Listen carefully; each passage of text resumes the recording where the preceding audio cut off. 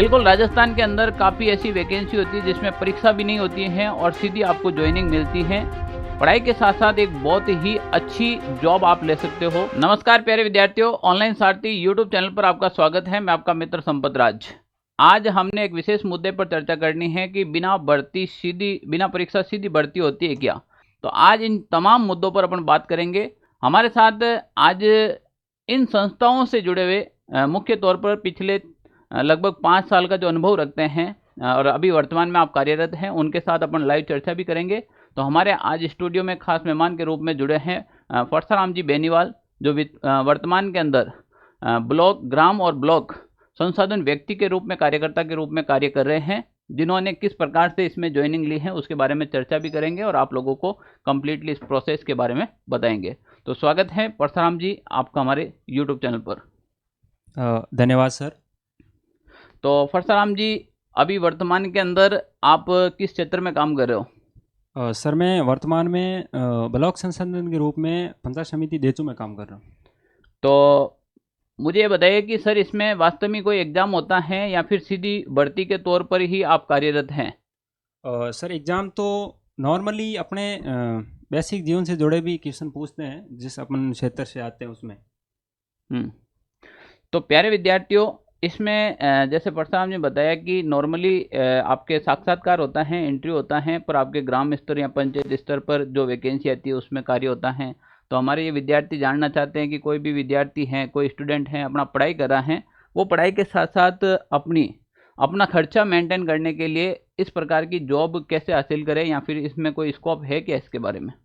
जी sir, इसमें बिल्कुल कर सकते हैं। इसमें क्या है कि अपन को वैकेंसी का थोड़ा अपडेट रखना ज़रूरी है। विशेषकर अपन सोशल मीडिया का उपयोग तो कर ही रहे हैं, लेकिन उसमें अपन को एक या तो विभाग की आप साइटें देखते रहो, जैसे मैं ग्रामीण एवं पंचायती राज विभाग से कार्य कर रहा हूँ, या तो वो आप साइट देखो। दूसरा ऑप्शन है आप न्यूज़पेपर पढ़ो, ठीक है। तो न्यूज़पेपर में इसमें ऐसी वैकेंसी का नॉर्मल छोटी न्यूज़ आती है कटिंग, तो वो आप इसमें अपडेट रह सकते हो, वहाँ से देख के अप्लाई करो। बिल्कुल, आपकी जानकारी के लिए सारे विद्यार्थियों को मैं बता दूं कि जो ऐसी वैकेंसी आती है राजस्थान के अंदर, जो छोटी छोटी कटिंग आती है और विद्यार्थी को पता भी नहीं चलता है, वो हमारे ऑनलाइन सारथी टेलीग्राम ग्रुप में डाला जाता है। तो अगर आप विद्यार्थी जीवन में पढ़ाई के साथ साथ इन चीज़ों का भी ध्यान रखना चाहिए आपको, तो अभी तक आपने हमारा टेलीग्राम ग्रुप ज्वाइन नहीं किया तो वो जरूर ज्वाइन करना, क्योंकि सारे ऐसे जो न्यूज़ आती हैं सरकार के थ्रू, राजस्थान गवर्नमेंट की, सेंट्रल गवर्नमेंट की जो भी आती हैं, तो हम उसके अंदर सीधा डालते हैं। तो अभी जैसे आप ग्राम पंचायत विभाग के अंदर ये कार्यरत पोस्टें हैं, तो ऐसी कौन कौन सी पोस्टें हैं जो विद्यार्थी जीवन में पढ़ाई के साथ साथ काम भी हो सकता है और आगे अपना आजीविका का संसाधन भी बना सकता है? जी सर, ऐसे काफ़ी क्षेत्र हैं जिसमें अपन पढ़ाई के साथ में भी कार्य कर सकते हैं और इसमें पढ़ाई भी हो सकती है और अपन का खुद का विकास भी होता है। तो इसमें जैसे मैं अभी काम कर रहा हूँ वर्तमान में मेरी पंचायत समिति देचू में, तो वो एक ब्लॉक संसाधन व्यक्ति है जो सामाजिक अंकेक्षण का कार्य करते हैं।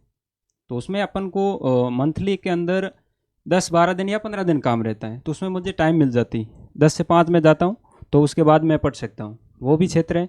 और दूसरा है नेहरू युवा केंद्र, जो भारत में सबसे बड़ा युवाओं का नेटवर्क है, प्लेटफॉर्म है। आपको कौशल विकास का भी कार्य रहता है और अपने युवा विकास भी होता है, तो उसमें भी अपन कर सकते हैं। ऐसे कई क्षेत्र हैं। जैसे हमने पहले एक वीडियो डाला था, आपको बताओ, तो काफ़ी विद्यार्थियों ने कमेंट भी किया था, हमने मुख्यमंत्री फेलोशिप योजना के बारे में डाला था, तो वो ये सारी चीज़ें हैं। इसमें आप मिनिमम कम से कम 15 से 25 हज़ार रुपये के बीच आप मंथली पेमेंट भी ले सकते हो, सरकार का एक अभिन्न अंग बन के काम भी कर सकते हो, और उसके बाद सरकार की जो विभिन्न योजनाएं हैं वो आम जनता तक पहुंचाने का काम होता है। तो एक प्रकार से आपके पढ़ाई से रिलेटेड मैटर ही है कंप्लीट, और पैसे के साथ सेवा करने का भी अवसर मिलता है। क्या ये बात सत्य है? बिल्कुल सर, ये सत्य है।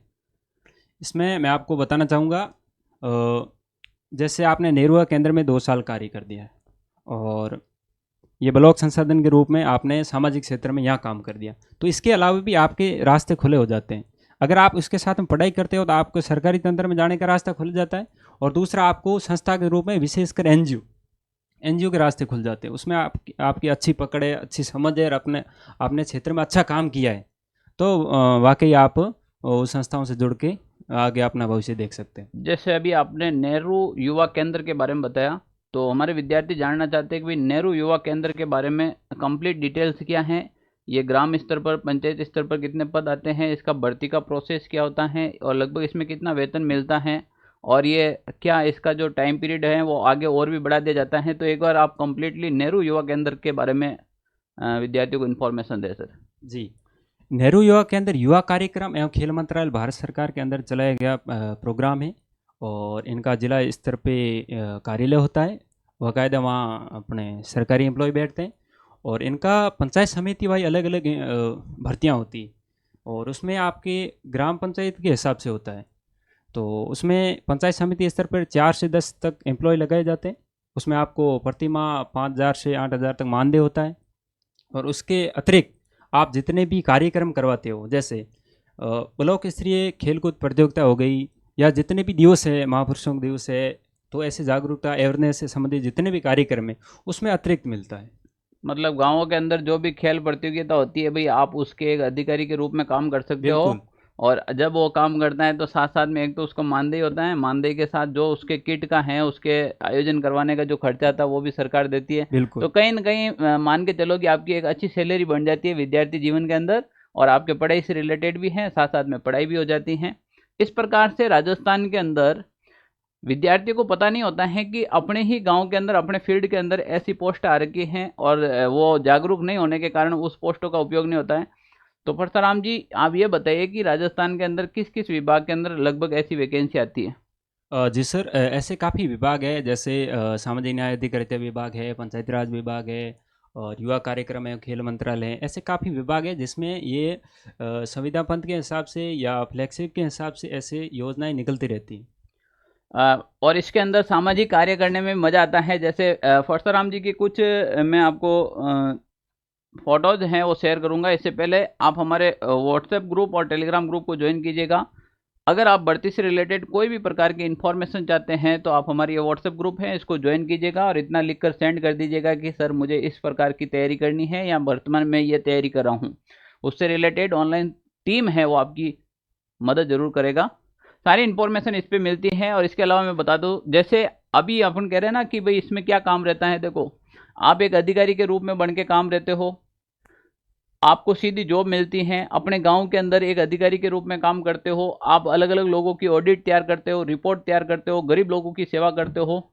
जैसे यहाँ पर ये कानून पास करवाओ के लेकर एक जवाबदेही एक कार्रवाई की गई है, उसके अंदर आपने ये भूमिका निभाई थी यहाँ पर। तो ये कहीं ना कहीं अधिकारियों के रूप में काम करने का हमें अवसर मिलता है। जैसे सरकार के द्वारा जो महंगाई राहत कैंप वगैरह होते हैं, उसके अंदर भी कहीं ना कहीं जो सरकार की योजनाएं होती हैं उनको लाभान्वित करने के लिए हमें ये काम करना पड़ता है।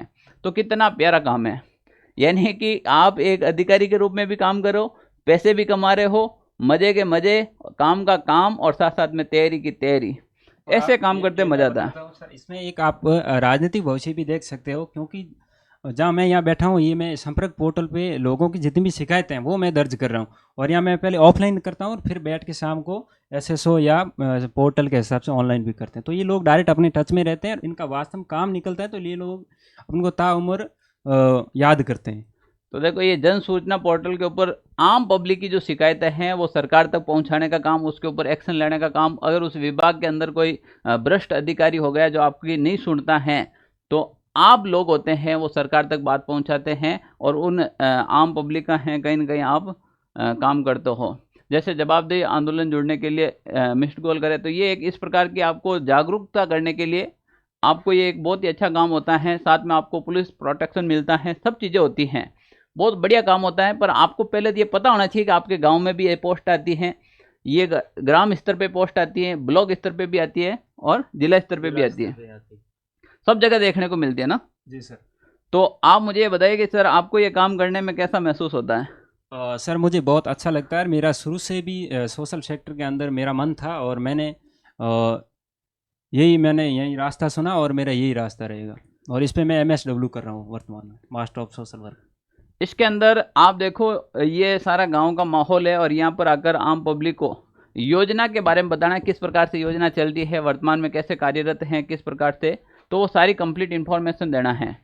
तो विद्यार्थी को ध्यान में, पढ़ने वाले विद्यार्थी को ध्यान में रखकर आपको किस प्रकार से विद्यार्थी को इसके अंदर काम करना चाहिए, इसके बारे में आपको क्या लग रहा है? सबसे पहले तो आप जैसे लग गए, लगने के बाद में खुद को इतना प्रिपेयर करो कि जैसे उदाहरण के तौर पे जैसे मैं यहाँ पेंशन का काम कर रहा हूँ या राशन का, तो एक कोई व्यक्ति है यहाँ राशन का मुद्दा लेके आया, तो आपको पहले खुद को तैयार करना पड़ेगा कि राशन के लिए कहाँ अटका है, राशन किस विभाग से जुड़ा हुआ है, इनकी समस्या कहाँ हल हो सकती है और आप किस प्रकार सहायता कर सकते हो।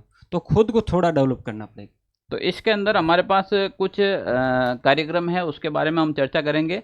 तो एक तो है नेहरू युवा केंद्र के बारे में बात करें तो ये युवा केंद्र और एवं खेल मंत्रालय के द्वारा ये पोस्ट आती हैं, आपके वहाँ पर मिलेगी, भारत सरकार की पोस्ट है, जिसमें लगभग हर गांव के अंदर आपके कम से कम 4 से 5 सदस्य चुने जाते हैं, जिसका कार्यकाल 2 साल का होता है, फिर बाद में और आगे बढ़ा दिया जाता है। ब्लॉक स्तर पर इसका काम होता है, वेतन होता है इसको 5,000 तो सरकार देती है, उसके बाद जो आयोजन करवाना का उनका सारा खर्चा भी सरकार देती है, और खेलकूद प्रतियोगिता की सामग्री है वो भी आपको सरकार देती है, और गांव के अंदर जो प्रतिभा उभर रही है, कोई भी खेल है उनको तो मंच मिलता है, उनको मंच मिलता है और आगे तक पहुंचाने का काम होता है वो आप लोगों का होता है। बहुत बढ़िया पोस्ट है नेहरू युवा के अंदर। आप इसमें फॉर्म नहीं लगाए हैं तो अभी फॉर्म लगा सकते हैं। इसकी जानकारी कहाँ मिलेगी? हमारे टेलीग्राम ग्रुप में मिलेगी, आप उसको ज्वाइन कीजिएगा। ग्राम ब्लॉक संसाधन व्यक्ति के रूप में अभी वर्तमान में परशुराम जी कार्यरत हैं। इसमें कार्य होता है सामाजिक कार्यों का जो अन्वेक्षण होता है, लेखा जोखा करना होता है, ये भी एक अच्छा पद है।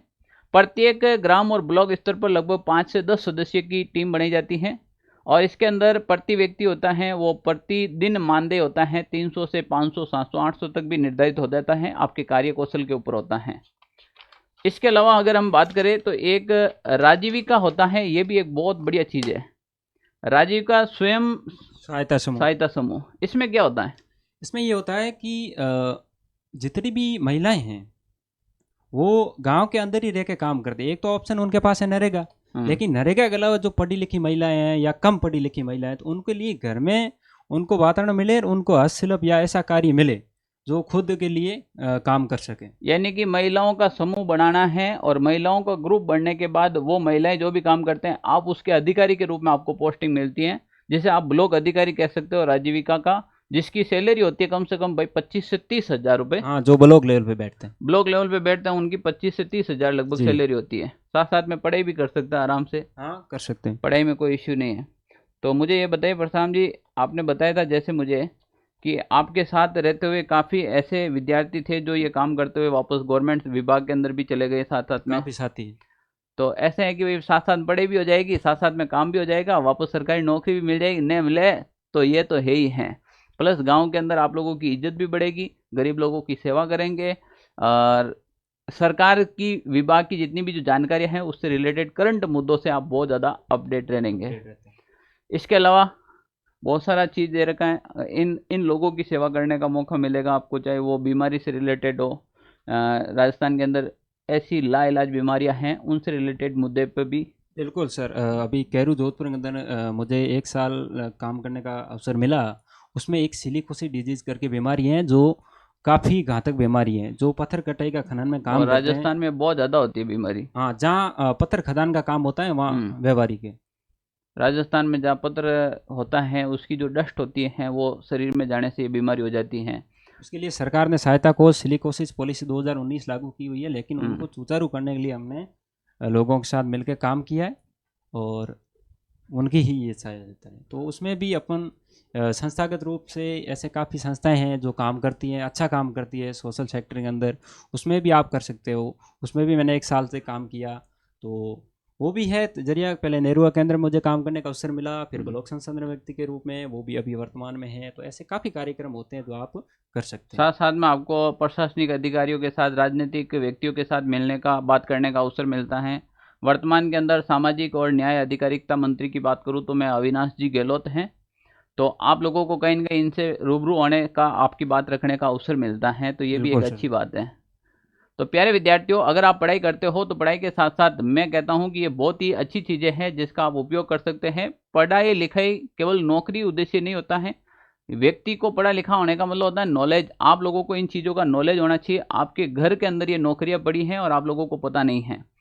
अगर आप लोग भी चाहते हैं कि हम पढ़ाई के साथ साथ इस प्रकार की हमें कोई जॉब मिल जाए जिससे हमारा खर्चा निकल जाए, हमारा जो घर खर्च है, हमारे जो स्टेशनरी खर्च हैं वो हमारे परिवार के ऊपर नहीं आए, हम राजस्थान में सब मिडिल क्लास फैमिली से नौकरी की तैयारी कर रहे हैं, तो आप लोगों के लिए बहुत ही अच्छी हैं। और साथ साथ में जो आप काम कर रहे हो इनसे एग्जाम के अंदर 100% क्वेश्चन भी आएंगे। जैसे महंगाई रात कैंप को ले लो, चाहे राजस्थान सरकार की या मुख्यमंत्री के द्वारा जितनी भी जो फेलोशिप योजनाएं आती हैं इनके बारे में ले लो, तो कहीं ना कहीं सवाल बढ़ने के पूरे पूरे चांस रहते हैं ना। बिल्कुल रहते हैं, इसमें आप करंटली टच होते हैं और करंट अफेयर अब आपका अच्छे से तैयार हो जाता है। बिल्कुल। तो विशेष आप कर हाँ, अभी योजनाओं तक को लेके। अभी तक फॉर्म नहीं लगाया है तो आपके गांव और ब्लॉक स्तर के अंदर आप जाकर आज ही ट्राई कीजिएगा कि ये वैकेंसियाँ कहाँ पर और किस प्रकार से आती हैं। और अधिक जानकारी के लिए हमारा टेलीग्राम ग्रुप ज्वाइन कीजिएगा। टेलीग्राम ग्रुप मिलेगा आपको ऑनलाइन सारथी। और राजस्थान सेगमेंट की अगर आप कोई भी प्रकार की तैयारी करते हो, राजस्थान सेगमेंट में 4th ग्रेड से लगाकर 1st ग्रेड, एसआई से लगाकर 1st ग्रेड, आरएएस और शिक्षक भर्ती, सीईटी या पशु परीक्षर हो, लैब असिस्टेंट हो, कोई भी वैकेंसी की तैयारी करें तो आप हमारे व्हाट्सएप नंबर के ऊपर मैसेज कीजिएगा। उस भर्ती से रिलेटेड सारी इन्फॉर्मेशन है वो आपको पीडीएफ्स, इंपॉर्टेंट नोट्स वगैरह सब आपको उपलब्ध करवाएंगे। जय हिंद साथियों, मिलते हैं फिर एक नेक्स्ट वीडियो के साथ।